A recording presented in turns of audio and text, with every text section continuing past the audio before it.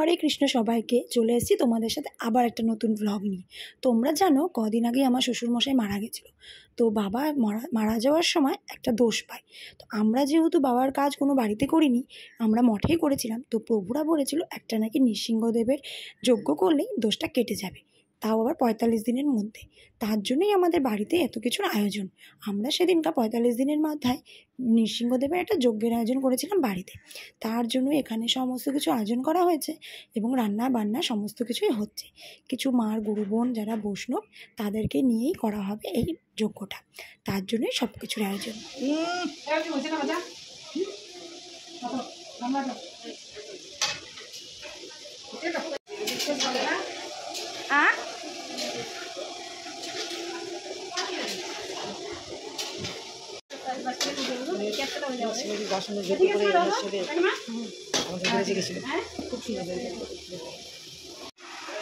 আপা দিয়ে দাও আমাকে।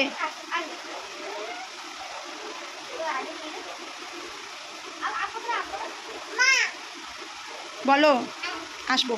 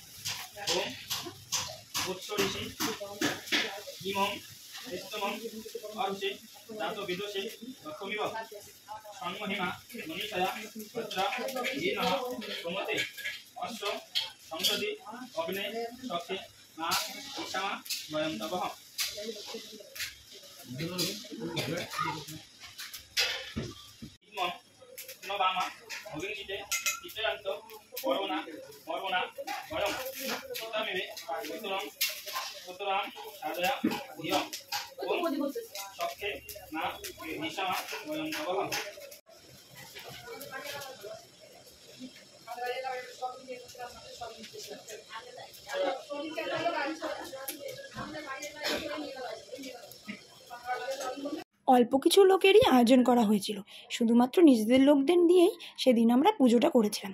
আর এদিকে গোপালকেও টাইম মতো ভোগ দিতে হবে, তার জন্য আমাদের কিন্তু রান্নাবান্না সমস্ত কিছু তাড়াতাড়ি করা হয়ে গেছে।